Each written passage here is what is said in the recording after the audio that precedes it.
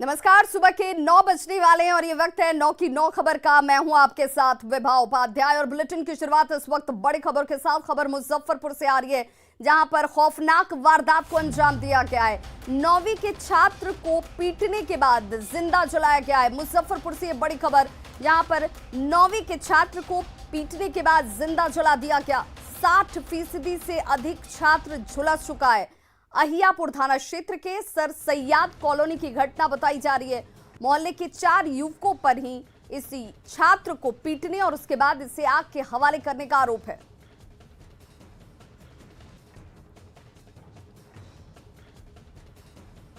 वहीं अगली बड़ी खबर सहरसा से, जहां पर आपसी रंजिश में उदय कुमार नामक युवक की गोली मारकर हत्या कर दी गई। मामला बनगांव थाना क्षेत्र के मुरली बसंतपुर का है। मृतक सदर थाना क्षेत्र के शाहपुर गांव का रहने वाला है। मृतक के भाई की माने तो उदय अपने घर में था और उसका प्रभाकर नामक युवक से पहले से विवाद चल रहा था। उदय को घर से पहले बुलाया जाता है और फिर गोली मारकर सड़क के किनारे उससे छोड़कर ये लोग फरार हो गए। बाद में उदय की मौत हो जाती है। वहीं पुलिस आरोपियों की गिरफ्तारी में जुटी हुई है।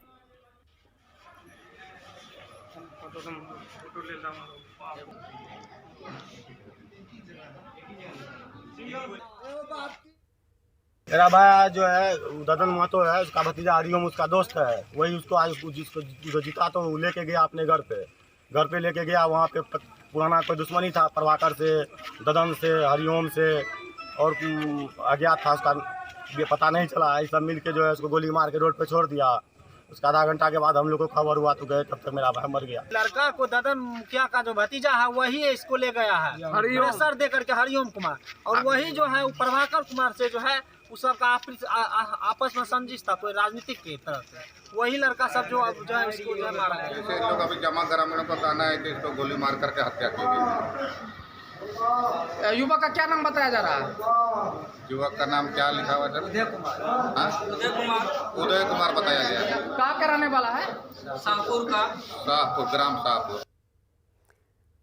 बेगूसराय में एक बड़ा हादसा होते होते उस वक्त टल गया जब सड़क पर चलती एक पिकअप मैजिक वैन आग के गोले में तब्दील हो जाती है।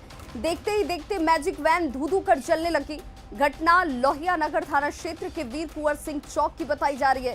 हालांकि गनीमत ये रही कि जिस वक्त ये हादसा हुआ मैजिक वैन में कोई भी शख्स सवार नहीं था और ड्राइवर भी गाड़ी को खड़ा करके चाय पीने के लिए दुकान पर पहुंचा था। घटना की सूचना मिलते ही आनन फानन में अग्निशमन विभाग की टीम मौके पर पहुंची और कड़ी मशक्कत के बाद आग पर काबू पाया जा सका। तो खड़ी पिकअप वैन में आग लग जाती है। राहत ये कि उस वक्त जब आग लगी, तस्वीरें आपके सामने देखिए कैसे आग के शोलों में तब्दील हो गई ये पिकअप वैन मैजिक। जिस वक्त इस पिकअप वैन में आग लगी कोई शख्स मौजूद नहीं था पिकअप वैन में, नहीं तो एक बड़ा हादसा हो सकता था। हालांकि आग किन वजहों से लगी इसका खुलासा अब तक नहीं हुआ है।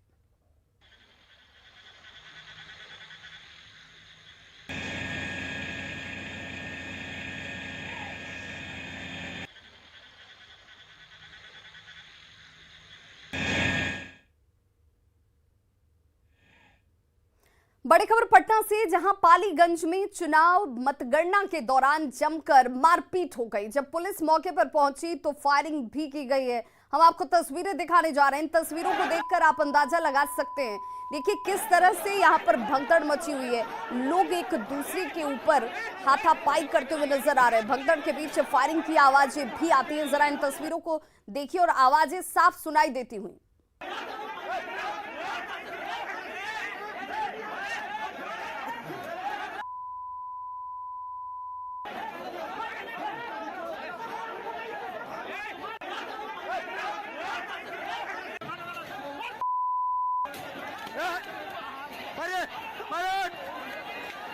तो ये फायरिंग पब्लिक की तरफ से हुई या फिर पुलिस की तरफ से, न्यूज़ 18 इसकी पुष्टि नहीं करता है। घटना बीते रात्रि की बताई जाती है, लेकिन हालात किस तरह यहाँ पर बिगड़ गए इन तस्वीरों को देखकर अंदाजा लगाया जा सकता है। मतगणना के दौरान ये तमाम बवाल होते हैं और उसके बाद स्थिति को कंट्रोल में करने के लिए पुलिस वालों को खासी मशक्कत करनी पड़ी।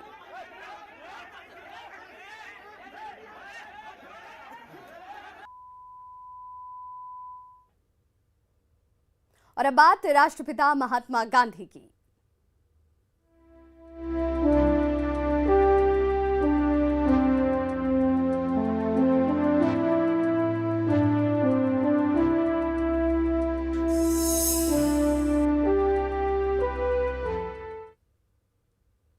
राष्ट्रपिता महात्मा गांधी की आज 152वीं जयंती है। इस मौके पर प्रधानमंत्री नरेंद्र मोदी राजघाट पहुंचकर राष्ट्रपिता महात्मा गांधी को श्रद्धांजलि अर्पित करते नजर आए।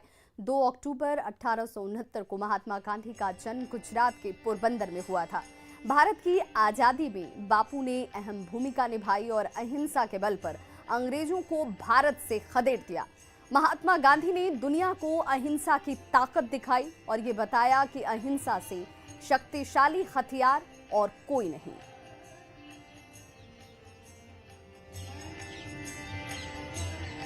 तो अहिंसा के पुजारी को आज पूरा राष्ट्र नमन कर रहा है। बापू की आज 152वीं जयंती है। राजघाट की तस्वीरें आपके सामने, जहां पर प्रधानमंत्री नरेंद्र मोदी पहुंचे, श्रद्धासुमन अर्पित किया और बापू को नमन करते नजर आए।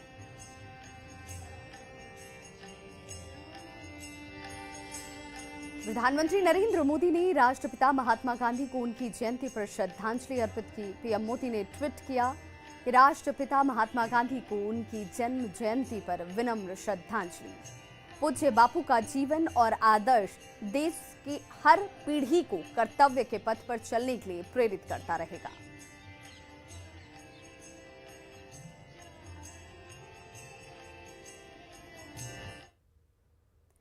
आज गांधी जयंती है और आज गांधी जयंती के एक दिन पहले प्रधानमंत्री नरेंद्र मोदी ने स्वच्छ भारत मिशन शहरी और अमृत मिशन के दूसरे चरण की शुरुआत की।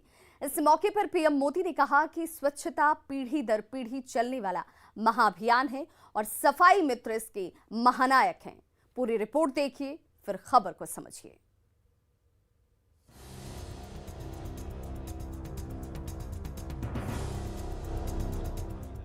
राष्ट्रपिता महात्मा गांधी की जयंती के एक दिन पहले पीएम मोदी ने स्वच्छ भारत मिशन शहरी 2.0 की शुरुआत की। इस योजना के तहत कचरा मुक्त शहर बनाने का लक्ष्य रखा। अब स्वच्छ भारत मिशन अर्बन 2.0 का लक्ष्य है गार्बेज फ्री शहर, कचरे के ढेर से पूरी तरह मुक्त ऐसा शहर बनाना। शुक्रवार को स्वच्छ भारत मिशन के अलावा पीएम मोदी ने अमृत मिशन के दूसरे चरण की भी शुरुआत की। अमृत मिशन का मकसद देश में सीवेज और सेप्टिक मैनेजमेंट को बढ़ावा देना है।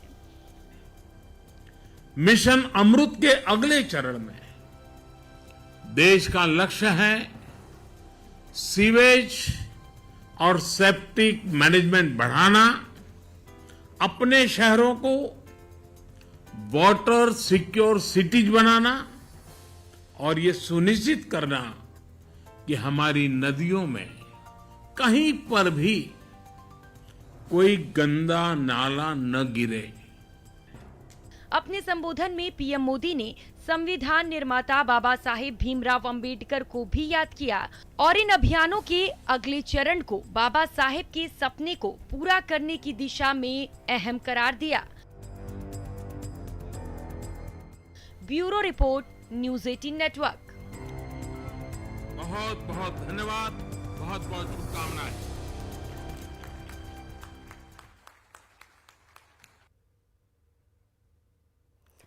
और टीके का बिहार रिकॉर्ड तोड़ेगा। जी हां, आज गांधी जयंती के मौके पर बिहार में मेगा वैक्सीनेशन ड्राइव जो है वो चलाया जाएगा। 35 से लेकर 40 लाख लोगों को टीका लगाने का लक्ष्य रखा गया है। 17 सितंबर का अपना ही रिकॉर्ड तोड़ने की तैयारी बिहार में की गई है। बताते चलें, 17 सितंबर को 33.5 लाख से ज्यादा लोगों का टीकाकरण हुआ था और आज उससे कहीं ज्यादा 40 लाख लोगों को टीकाकरण करने का लक्ष्य रखा गया है। गांधी जयंती के अवसर पर बिहार ने इसे लेकर तमाम तैयारी की है और टीके का रिकॉर्ड बिहार अपने द्वारा बनाया गया 17 सितंबर के रिकॉर्ड को ही तोड़ने की कोशिश आज एक बार फिर से नजर आएगी। तो गांधी जयंती पर बिहार में इसे लेकर मेगा तैयारी की गई है। मेगा वैक्सीनेशन ड्राइव आज, जिसमें 35 से लेकर 40 लाख लोगों तक पहुंचने का लक्ष्य रखा गया है, जिनमें इन लोगों को टीकाकरण किया जाना है और ये सुनिश्चित किया जाना है कि टीकाकरण के जरिए आप और आपके अपने सुरक्षित हो सकें।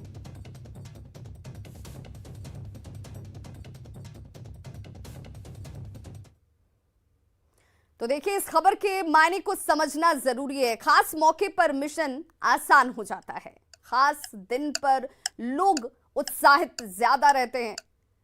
17 सितंबर को बिहार ने इसे लेकर एक रिकॉर्ड बनाया था। पीएम के बर्थडे पर 33.5 लाख लोगों का टीकाकरण हुआ। इस बार गांधी जयंती को चुना गया है। 6 महीने में 6 करोड़ लोगों का लक्ष्य तय किया गया है टीकाकरण करने का। इस साल तक 8 करोड़ का आंकड़ा पहुंच सकता है, जो कि पिछले टारगेट से आसानी से पूरा कर लेगा बिहार। ये दृढ़ निश्चय इस वक्त किया जाता हुआ। और अब बात दुबई में वर्ल्ड एक्सपो के आगाज की। जी हां, अगले 6 महीने तक दुनिया के 192 देश अपनी ताकत, तकनीक और कला संस्कृति को दुबई एक्सपो के जरिए दुनिया को दिखाएंगे। इस बार दुबई एक्सपो में भारत का दम पूरी दुनिया देखने वाली है, और क्योंकि भारत का पवेलियन जो है सबसे बड़ा है, इस एक्सपो में भारत की ओर से पीयूष गोयल और बाबा रामदेव जो है वो शिरकत कर रहे हैं। देखिए, आपके सामने वो तस्वीरें भी हैं। दुबई एक्सपो में दुनिया भर के दिग्गज कंपनियों के प्रोडक्ट्स के साथ साथ नई तकनीक और इनोवेशन का अद्भुत संगम नजर आ रहा है। यहाँ 190 से ज्यादा देश इकट्ठा हुए हैं और सभी के अलग अलग पवेलियन हैं, और हर देश का पवेलियन अपनी बढ़ती ताकत और क्षमता से दुनिया को रूबरू कराने के लिए यहाँ इकट्ठा हुआ है। वैसे दुबई एक्सपो 2020 में शेड्यूल था, लेकिन कोरोना महामारी की वजह से इसे टाला गया। अब ये 2021 में हो रहा है, लेकिन इसे नाम दुबई एक्सपो 2020 का ही दिया गया है।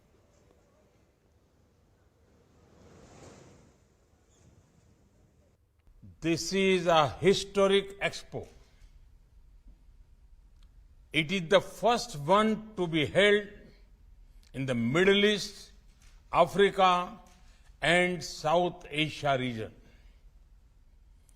India is participating with one of the largest pavilions in this expo. Friends, the theme of India's pavilion is openness, opportunity, and growth.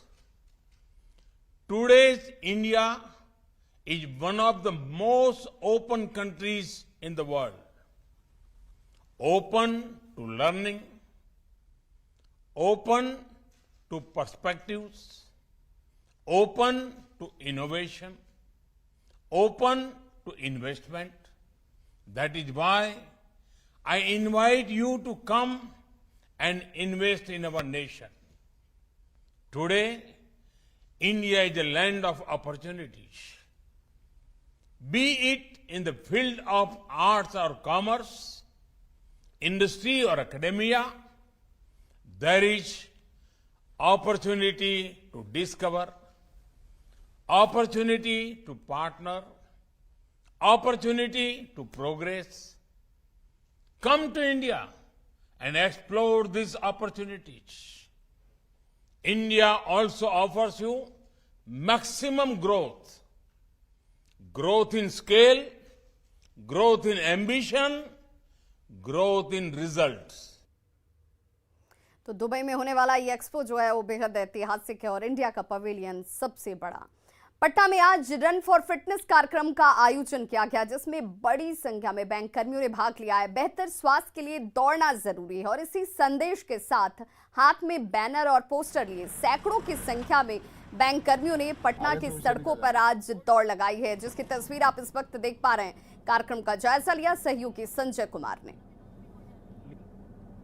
स्वस्थ शरीर के लिए दौड़ना जरूरी। आज़ादी के 75वें अमृत महोत्सव के मौके पर पीएनबी द्वारा फिट इंडिया रन कार्यक्रम का आयोजन किया गया है, और देखिए यहाँ पर जो बैंक एम्प्लॉय हैं भारी संख्या में जुटे हुए हैं और लगातार ये जो रन है उसमें भाग ले रहे हैं। 150 से 200 इनकी संख्या जो है वह बताई जा रही है, और एक मैसेज के साथ आप देख रहे होंगे एम्प्लॉय जो है पूरी फैमिली के साथ, छोटे छोटे बच्चे भी हैं और लगातार आगे बढ़ रहे हैं। आखिरकार एक मैसेज देने की कोशिश है और इसी मैसेज के साथ ही आगे बढ़ रहे हैं लगातार। देखिए हम जो इसमें लोग शिरकत कर रहे हैं हम उन्हीं से बात कर लेते हैं कि किस तरह का का कार्यक्रम है, किस तरह का कार्यक्रम आप लोग कर रहे हैं। ये हम लोग 2 अक्टूबर के उपलक्ष्य में कर रहे हैं। ये किस तरह का कार्यक्रम है अभी आप लोगों का? ये पंजाब नेशनल बैंक द्वारा गांधी जयंती पर दौड़ने के लिए फिटनेस फिट ऑफ इंडिया जो मूवमेंट है उसी के लिए।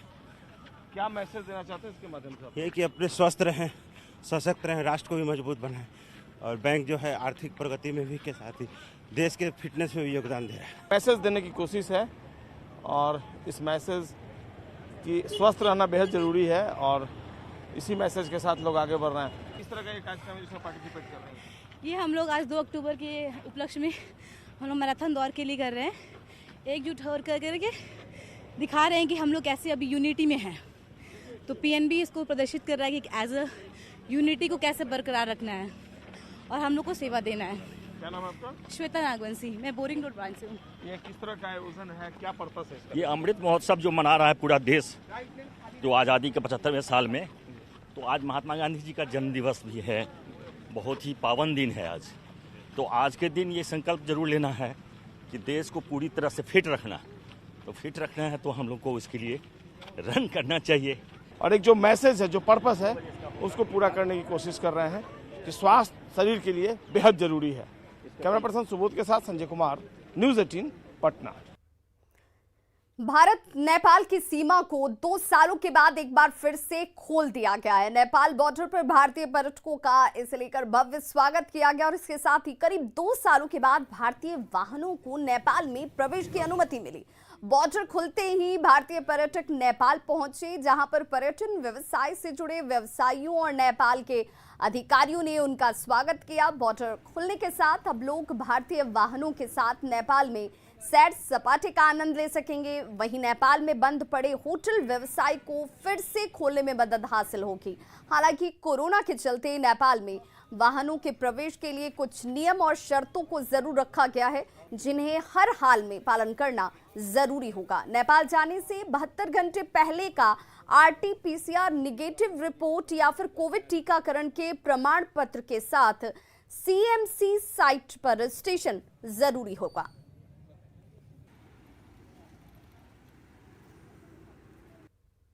1 साल के बाद नेपाल आने का मौका मिला है। यहाँ के लोगों के स्वागत से हम लोग अभिभूत हैं और ऐसा लग रहा है कि हमारा जो विरासत है वह सतत जो चल रहा था वैसे चलते रहेगा। हम एक दूसरे से जुड़े रहेंगे। अभी नेपाल सरकार का निर्णय अभी कार्यान्वयन हो रहा है। अभी जैसे भारतीय गाड़ी नेपाल में आने से नेपाल का पर्यटन बढ़ जाएगा। नेपाल के पर्यटन व्यवसाय में बहुत इसका अच्छा असर पड़ेगा। इसमें सामान्य शर्त है PCR 72 घंटा का PCR रिपोर्ट यहाँ पर पेश करना पड़ेगा। उसी आधार में भारतीय वाहनों को यहाँ पर एंट्री मिलेगा।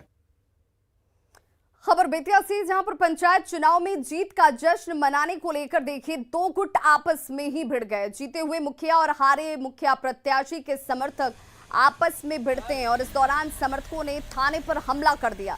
हमले में एक हवलदार घायल हो गया है, जिसमें थाने की गाड़ी भी क्षतिग्रस्त हुई है। घटना गोपालपुर थाने की है। बताया जा रहा है कि बकुलहर पंचायत के चुनाव में पूर्व मुखिया देवराज शाह को हराकर ऐश्वर्या देवी ने जीत हासिल कर ली। चुनाव में जीत के बाद ऐश्वर्या देवी के समर्थक जश्न मना रहे थे और हंगामा कर रहे थे और इसी बीच बकुलहर चौक पर पूर्व मुखिया के समर्थकों के साथ इनकी भिड़ंत हो जाती है। दोनों के बीच जमकर पत्थरबाजी हुई। बकुलहर चौक पर भगदड़ इस दौरान देखने को मिली। नवनिर्वाचित मुखिया ऐश्वर्या देवी के पति इंद्रेश कुशवाहा अपनी जान बचाने के लिए गोपालपुर थाने में घुस गए। वहां उस थाने पर भी पथराव शुरू कर दिया गया। हमले की सूचना मिलते ही STM सदर, ASP अभियान, STPO सदर समेत सैकड़ों की संख्या में पुलिसकर्मियों ने मोर्चा संभाला। उन लोग झगड़ा करके उधर से आया और मुखिया जी है जो कि थाने में गाड़ी हिला दिया, कहने लगा कि हमको बचाइए। इधर से सब फोर्स है जो हम लोग जुटे तो देखे कि सब सिपाही से उलझ रहा है। हम लोग भी इधर से गए, रोड़ा पत्थर चलाना शुरू कर दिया, डंडा लाठी से प्रहार करने लगा। रोड़ा पत्थर चलाया, गाड़ी का शीशा उसा सब फोड़ दिया। आपको भी चोट लगी? हमको भी माथा फट गया, यहाँ पर लगा रोड़ा से जो। नालंदा के बिहार शरीफ में पंचाने नदी ने जमकर कहर बरपाया हुआ है। झारखंड में हो रही तेज बारिश की वजह से बिहार शरीफ शहर के कई मोहल्लों में बाढ़ के पानी का प्रवेश हो चुका है। तस्वीर देखकर आप अंदाजा लगा सकते हैं, इस वक्त ये शहरी इलाके भी जलमग्न है। बाढ़ के पानी की वजह से यहाँ पर भारी नुकसान हुआ है। बिहार शरीफ शहर के आशानगर की बात कर लीजिए, सोहडी की बात कर लीजिए, सलेमपुर, सोहसराय, गोला रोड, किसान कॉलेज के पास हर तरफ बाढ़ का पानी जमा हो चुका है और जो शहर है उसकी सड़कों पर पानी चढ़ चुका है, जिसकी वजह से वाहनों का आवागमन पूरी तरह से बाधित है। निचले इलाके में भी हालात बेहद खराब हैं। शहर में पानी घुसने से सब्जी की खेती पूरी तरह से बर्बाद हो चुकी है। पूरा 15 बीघा फूलगोभी डूब गया है, खीरा, कद्दू, परोर सब खत्म हो गया है। मतलब जब पंचान में आता है हर साल यही हाल है, 10 लाख का क्षति है। मतलब कोई बता रहा था कि आप लोग यहाँ कर्ज लेके खेती करते हैं। हाँ जी, सूद ब्याज पर लिए हैं, बैंक का लोन है, सूद ब्याज है।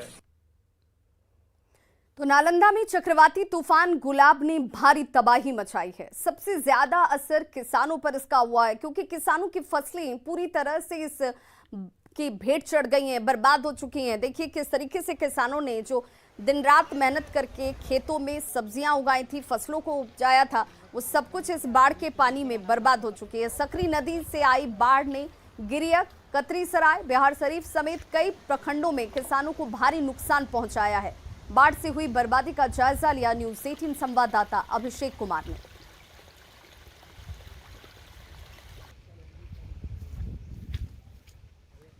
तो देखिए ये वो तस्वीर है जो हमारे सहयोगी ने हम तक पहुंचाई है और देखिए किस तरीके से सब सब्जियां जो यहाँ पर किसानों की तरफ से लगाई गई थी, खेत जो लहलहा रहे थे कल तक, वो अब बाढ़ के पानी में पूरी तरह से डूब चुके हैं और लाखों का नुकसान किसानों को हुआ है। तो खबरों का सिलसिला लगातार जारी है, आप देखते रहिए न्यूज़ 18 बिहार झारखंड।